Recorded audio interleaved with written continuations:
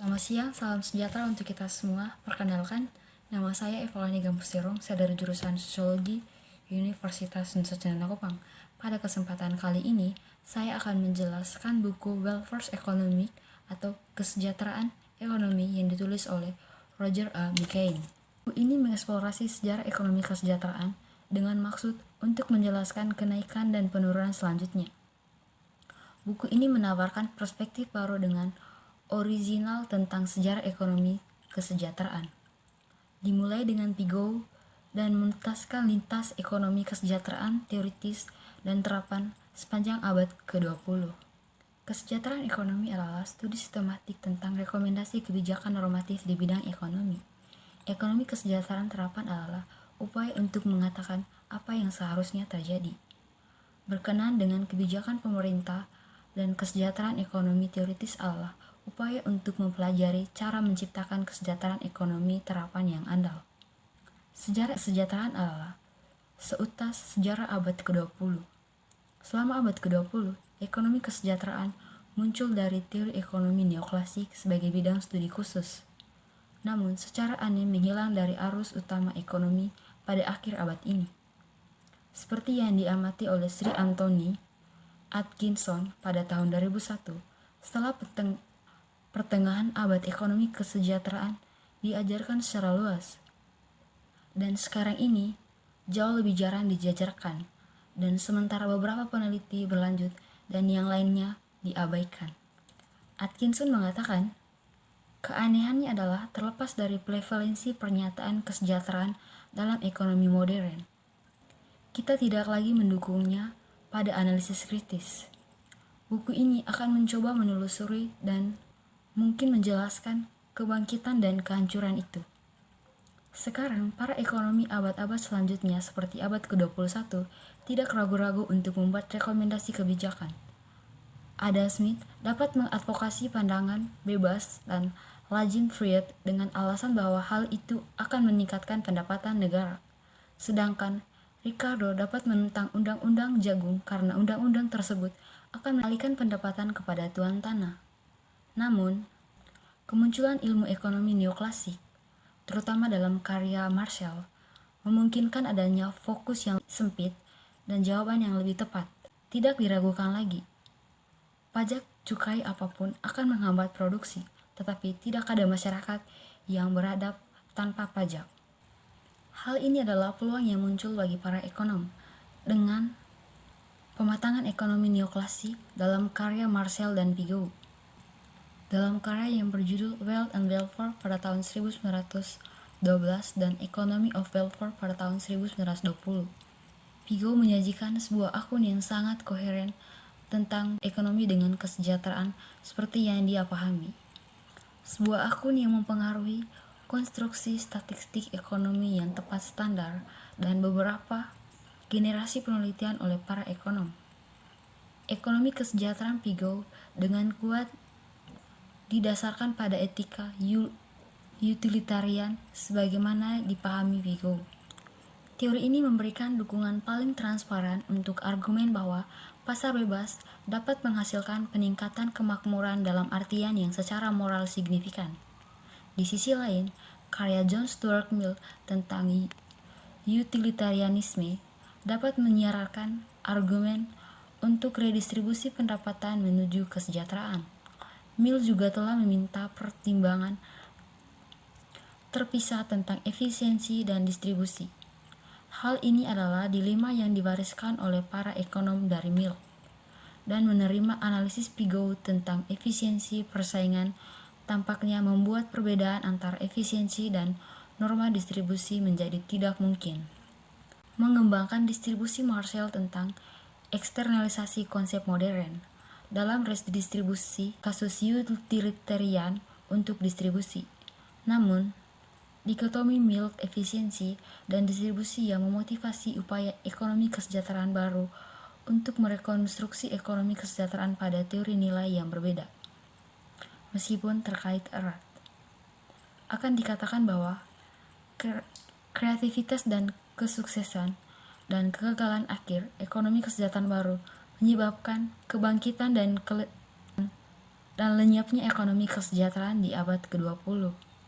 Ekonomi digambarkan sangat koheren dalam pengertian Lewis pada tahun 1946 dan Lawrence Bonjour pada tahun 1985. Sebuah badan wacana koheren hanya jika secara logis konsisten, relatif lebih koheren sejauh ia terdiri dari proposisi yang memerlukan atau meningkatkan probabilitas bersyarat satu sama lain, dan kurang koheren sejauh dapat dibagi menjadi subsistem proposisi yang tidak berhubungan dan sejauh berisi anomali yang tidak dapat dijelaskan. Koherensi berguna untuk konsep kesejahteraan ekonomi dan teori motivasi, keputusan dan tindakan orang-orang di pasar. Jika kita mengadopsi konsep kesejahteraan dan teori tindakan ekonomi yang bertentangan satu sama lain atau tanpa koneksi logis atau probability, kita akan mengajukan pertanyaan mengapa orang tidak termotivasi oleh apa yang kita anggap sebagai kesejahteraan mereka, atau apakah konsep kesejahteraan bisa bermakna jika tidak berkaitan, atau memang motivasi yang diungkapkan oleh orang bertentangan melalui tindakan mereka. Ekonomi kesejahteraan Piaget sangat koheren dengan pengertian itu. Seperti yang penulis katakan sebelumnya, 10 tahun setelah hilangnya ekonomi kesejahteraan, Sri Anthony Atkinson menyuarakan pemulihan bukan sebagai kembalinya ke status quo, tetapi sebagai pengakuan ekonomi sebagai ilmu moral, dengan tanggung jawab moral untuk menangani nilai-nilai secara lebih luas. Atkinson menjelaskan 3 strategi penghindaran yang digunakan ekonom untuk menghindari masalah distribusi. Salah satunya adalah dengan menganggap mereka pergi, dengan menggunakan model agen perwakilan. 2 lainnya adalah variasi dari strategi Robbins, mengajukan banding ke konsensus di antara para ekonom tentang nilai yang akan diterapkan, atau menyarankan nilai non-ekonomi kepada non-ekonomi sebagai masalah spesialis. Atkinson tidak mengatakan bahwa semuanya keliru. Dia juga tidak menunjukkan bahwa sejauh mereka menarik konsensus utilitarian di antara para ekonom mengabaikan implikasi redistributif dari utilitarianisme, mereka saling bertentangan. Dalam buku ini dikatakan bahwa ilmu ekonomi itu kental, yang berarti bahwa ekonomi pasti bersifat fluktuatif. Ini mungkin mendukung tampak posisi yang dekat dengan Hicks dan Calder pada tahun 1940 dan konsisten dengan salah satu strategi penghindaran. Evaluasi ekonomi ini adalah pekerjaan ekonom, dan nilai non-ekonom dapat diserahkan kepada orang lain, tapi pertama-tama seperti yang ditunjukkan oleh kritikus Hicks dan Calder di luar evolusi ekonomi, bergantung pada distribusi pendapatan, dan karena itu tidak ditentukan sampai distribusi pendapatan ditentukan. Dan oleh karena itu, distribusi kekayaan juga harus ditetapkan, karena distribusi kekayaan merupakan penentuan distribusi pendapatan. Di sisi lain, spesialis di bagian lain tidak mungkin berbicara lebih banyak tentang dampak distribusi dari para ekonom. Jadi, evaluasi distribusi pendapatan merupakan aspek evaluasi ekonomi. Apapun filosofi atau masalah lainnya mungkin diangkat. Kedua, bahkan untuk nilai non-ekonomi yang lebih kental, seperti kebahagiaan akibat perkawinan, interaksi nilai-nilai ekonomi dan nilai non-ekonomi dapat menjadi kompleks. Ketiga, data pasar memiliki hak yang kurang dari yang diharapkan oleh para ekonomi kesejahteraan baru. Keempat, jika pembahasan implikasi kondisi non-ekonomi dan distribusi terhadap kebijakan ekonomi tidak dijalankan di kalangan ekonom, mungkin tidak akan terjadi sama sekali. Pada satu hal, tampaknya ada konsensus yang luar daripada ekonom. Dari Piaget hingga sebagian besar ekonom neoklasik di abad ke-20, kesejahteraan terdiri dari kondisi pikiran subjektif. Eksploitatif Piaget dan utilitarian lainnya, kecuali layered, dalam kasus ordinalisasi, bakal little untuk siapa perbandingan keadaan sosial harus bertumpuk pada pilihan daripada preferensi. Bagaimanapun, mengidentifikasi kesejahteraan terapan dengan kebahagiaan subjektif. Konsensus lebih lanjut adalah bahwa kesejahteraan akibatnya tidak dapat diamati secara langsung, tetapi hanya dapat disimpulkan. Untuk ordinalisasi, satu-satunya bukti yang mendukung kasus ini adalah pilihan yang diamati dari para pelaku pasar. Tetapi, kesulitan dengan bukti ini adalah bahwa pilihan-pilihan ini bergantung pada distribusi pendapatan. Sehingga penilaian dengan bukti tersebut dapat menjadi tegas hanya untuk transisi kebijakan yang tidak mengubah distribusi pendapatan. Tidak ada transisi kebijakan seperti itu. Ekonomi ordinalisasi abad pertengahan tidak dapat menjawab pertanyaan tentang ekonomi kesejahteraan. Betapapun berhasilnya dalam menganalisis equilibria pasar, seperti yang kita miliki terlihat.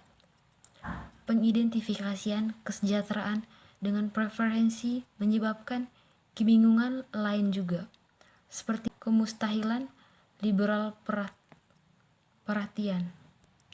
Buku ini berpendapat bahwa para ekonomi mungkin menggunakan literatur filosofi tentang qualia untuk perolehan pemahaman yang lebih baik tentang kesejahteraan sebagai keadaan pikiran subjektif. Kendi pada tahun 1954 berpendapat bahwa masalah agregasi utilitas, baik secara interpersonal ataupun intrapersonal, lebih dalam dan lebih sulit dipahami yang umumnya telah dikenali. Lebih lanjut, seperti yang telah dikatakan oleh Mill, utilitas yang seharusnya dalam hal intensitas dan durasi dapat berbeda kualitasnya. Dengan kata lain, pendapat real atau defense nasional adalah tugas yang tepat untuk ekonomi dan preferensi adalah alat kunci untuk itu. Di sisi tertentu, anomali perilaku menimbulkan kesulitan. Kesejahteraan ekonomi bukanlah satu-satunya kriteria penilaian kebijakan publik. Sebagai contoh, studi oleh Frey pada tahun 2010 dan rekan-rekannya telah menunjukkan lembaga politik yang mendorong partisipasi warga negara aktif kerja yang memungkinkan seseorang untuk bertindak atas inisiatifnya sendiri berkorelasi dengan kesejahteraan yang dilaporkan lebih tinggi. Hal ini adalah contoh dari apa yang dikatakan Piaget sebagai kesejahteraan non-ekonomi. Meskipun demikian, kesejahteraan ekonomi merupakan komponen penting dari kesejahteraan, sehingga studi tentang dampak keputusan kebijakan publik terhadap kesejahteraan ekonomi merupakan alat penting untuk kritik pembentukan kebijakan publik. Agar bermakna, penilaian dampak kebijakan publik harus komparatif. Pengujian seperti uji Koldor memberikan informasi untuk perbandingan tersebut. Mereka tentu saja tidak konsekutif dan memegang argumen konsekutif dalam ekonomi kesejahteraan cenderung tidak umum. Sebaliknya, apa yang kita harapkan adalah apa yang disebut Watson sebagai dialog yang masuk akal dan Sein disebut penalaran publik. Dalam konteks itu, sesuatu seperti tes Koldor menempatkan beban pembuktian pada mereka yang merasa itu menyesatkan. Karena beban pembuktian mereka adalah untuk menunjukkan bahwa hal itu menyatakan dalam kasus tertentu. Namun, seperti yang telah kita lihat, dalam diskusi ini tidak dapat menghindari pentingnya distribusi atau kemungkinan bahwa pilihan pasar bisa menjadi rasionalisasi. Kedua masalah ini menimbulkan pertanyaan filosofi yang tidak dapat dihindari oleh para ekonom. Dan memang argumen konklusif dalam ekonomi kesejahteraan cenderung tidak umum. Dalam menangani distribusi pada dasarnya Ada dua kemungkinan yang muncul dari ekonomi kesejahteraan abad ke-20, dan tampaknya tak terhindarkan bahwa analisis teori harus memiliki di antara keduanya. Salah satunya adalah bagaimanapun terselubungnya utilitarisme utama. Yang lainnya adalah keadilan seperti yang telah dipahami dalam literatur tertentu. Iri hati, pendekatan keadilan pada awalnya dibenarkan sebagai lebih pelit dengan informasi daripada utilitarisme, tetapi dalam perspektifnya itu mungkin tidak benar. Mereka membutuhkan informasi dari jenis yang berbeda, tetapi mereka dapat didukung dengan alasan lain. Sebagaimana pertimbangan ulang dari pendekatan ini, balik tabir, ketidaktahuan, dan seperti yang disarankan oleh beberapa argumen lain. Mempertimbangkan kesulitan dan memungkinkan untuk berproduksi. Satu konsep yang tampaknya bertahan dari konteks kritik adalah keadilan pendapatan, yaitu distribusinya adil. Jika nilai pasar dari konsumsi setiap orang ditambahkan nilai pasar dari yakinnya adalah sama. Tapi standar absolut ini mungkin banyak membantu dalam membuat perbandingan. Utilitarisme memungkinkan adanya kompromi dan perbandingan ada di intinya. Utilitarianisme bagaimanapun membutuhkan beberapa pendekatan yang masuk akal untuk perbandingan antar pribadi dari utilitas. Di sini, literatur survei tentang kesejahteraan yang dilaporkan sendiri datang membantu penulis. Bagaimanapun perkiraan laporan ini, konsensus yang muncul adalah bahwa setelah semua penyesuaian dilakukan, kesejahteraan yang dilaporkan sendiri meningkatkan dengan logaritma pendapatan real, maka sampai kita memiliki informasi yang lebih baik. Tampaknya masuk akal untuk mewakili utilitas individu dengan transformasi logaritmik pendapatan real individu. Selain itu, literatur survei memberikan panduan yang kuat tentang bagaimana merekonstruksi kasus-kasus luar biasa yang diketahui seperti kecacatan, beberapa panduan tentang koreksi untuk beberapa aspek kesejahteraan non-ekonomi. Ekonomi kesejahteraan harus kembali menjadi bagian dari inti ekonomi, sehingga istilah ekonomi kesejahteraan akan dilihat sebagai redundasi. Tentu saja, penilaian khusus dalam ekonomi kesejahteraan teoritis mungkin paling baik dilakukan oleh orang-orang dengan keterampilan khusus. Di sisi lain, ekonomi kesejahteraan tanpa aplikasi adalah hampa, sehingga ekonomi yang fokus pada aplikasi seperti transportasi dan perawatan kesejahteraan dapat mewakili inovasi penting pada teori ekonomi kesejahteraan yang muncul dari spesialisasi mereka sendiri. Jika ekonomi kesejahteraan yang dipulihkan ingin menjadi bidang yang transpalisasi dan ekonomi, dan ini mungkin tidak dapat dihindari, dan menjadi komunitas intelektual yang lebih terbuka daripada banyak CEO profesional kita.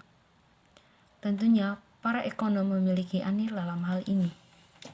Itulah hasil review saya. Semoga bermanfaat dan mohon maaf jika ada kesalahan dalam pembacaan atau salah membacakan nama-nama para ahli. Saya mohon maaf dan terima kasih.